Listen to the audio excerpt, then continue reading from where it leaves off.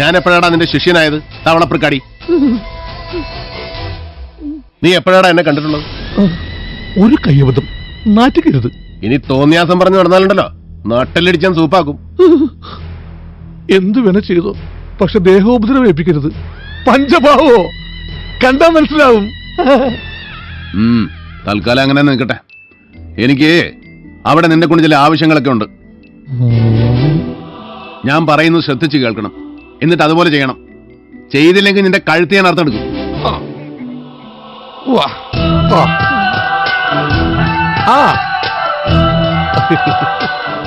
മനസ്സിലായില്ലേ?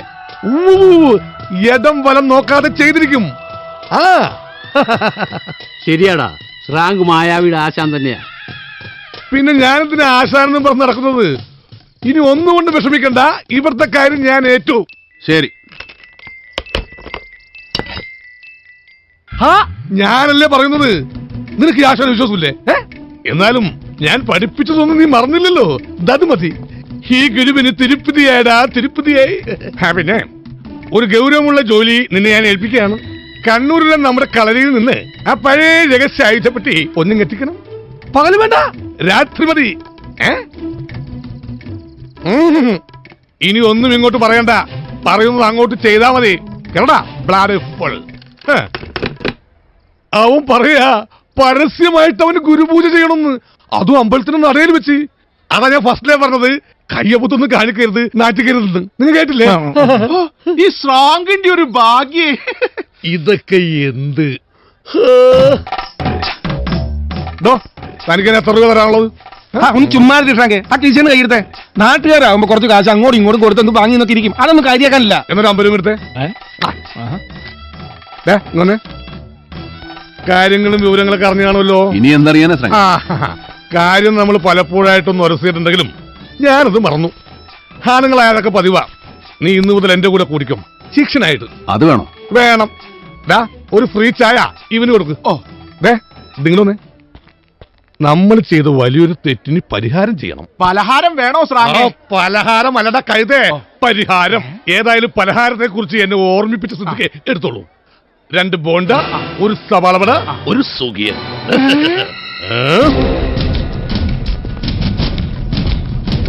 ആശാനെ കാര്യം എന്താണെന്ന് പറഞ്ഞില്ല. ചോദ്യം ചോദിച്ച ഒറ്റ തൊഴി വെച്ച് തരും. സ്ലാങ്ക് പറയും, അപ്പ കേട്ടാ മതി. സ്ലാങ്ക് കാണിക്കും, അപ്പ കണ്ടാ മതി. എന്നാ ഒന്ന് കാണിക്ക് ശ്രാങ്കെ. എല്ലാവരും കണ്ടോടാ എന്റെ ശിഷ്യന്റെ പുതിയ ഐറ്റം.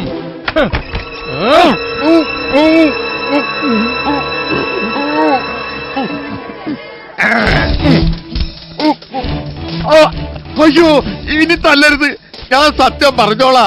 ഞാൻ മ്യായാവിയല്ല, അവൻ പണിയും കഴിഞ്ഞു പോയി. ഞാൻ സ്ലാങ്ക്, അവനേക്കാൾ ഭയങ്കരനായ അവന്റെ അച്ഛൻ.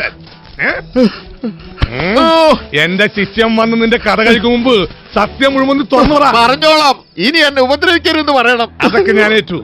നീ സത്യം പറമോനെ ദിനേശ. ഇന്ദുവിന്റെ അനിയത്തി അമ്മു ഇവിടെ പണയം വെക്കാൻ കൊണ്ടുവന്നത് സ്വർണം തന്നെയാ. അത് മുക്കുവണ്ടോളെന്ന് വരുത്തി തീർത്തത് തോട്ടപ്പള്ളിയിലെ സുഗുണം പറഞ്ഞിട്ടാ. ഇനി എന്നെ ഏൽപ്പിച്ച പണി. ഞാനും ഒരു അപരാധം ചെയ്തിട്ടുണ്ട്. എന്റെ ശിഷ്യന്റെ അഭ്യർത്ഥനയെ മാനിച്ച് ഞാൻ ആ സത്യം നിങ്ങളോട് തുറന്നു പറയുകയാണ്. ഇന്ദുവിന്റെ മുറിയിൽ ദിവനെ മദ്യപിച്ച് മതോന്മത്തനാക്കി ഇന്ദുവിന്റെ ഓഫീസ് മുറിയിൽ അവളറിയാതെ കൊണ്ടുപോയി കിടത്തിയത് ഞാനാ. ആ തോട്ടപ്പള്ളി സുരേന്ദ്രൻ പറഞ്ഞിട്ടാണ് ഞാൻ അങ്ങനെ ചെയ്തത്. ഇന്ദു ഇക്കാര്യത്തിൽ നിരപരാധിനിയാണ്. നാട്ടുകാരെ, അവൾ നിരപരാധിനിയാണ്.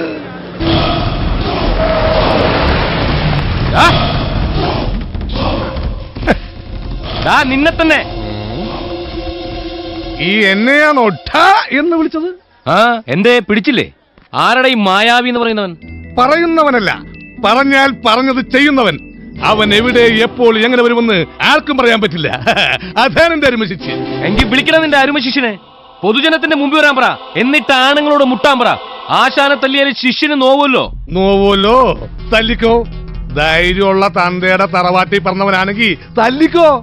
ഇപ്പൊ ഞാൻ കൊള്ളും. എന്റെ ഈ ശരീരത്തിലെ ഓരോ സ്പെയർ പാർട്സിനും തല്ലുകൊണ്ട് നല്ല ശീലോ. പക്ഷെ എന്നെ തല്ലിക്കഴിഞ്ഞാലുണ്ടാ നിന്റെ അവസ്ഥ ഓർക്കുമ്പോ എനിക്ക് വിഷമോ. നീയൊക്കെ രാത്രി ഏത് കിടപ്പറ കിടന്നുറങ്ങിയാലും നിന്റെ കഴുത്തിന് മേലുള്ള തലവിട്ടി മാറ്റും മ്യായാവി. അത് നേരിടാനുള്ള ചങ്കൂറ്റുണ്ടെങ്കിൽ തല്ലിക്കോ.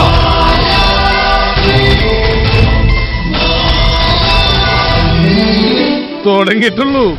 ഞാൻ വേണ്ടെന്ന് വെച്ചിരുന്നതാ.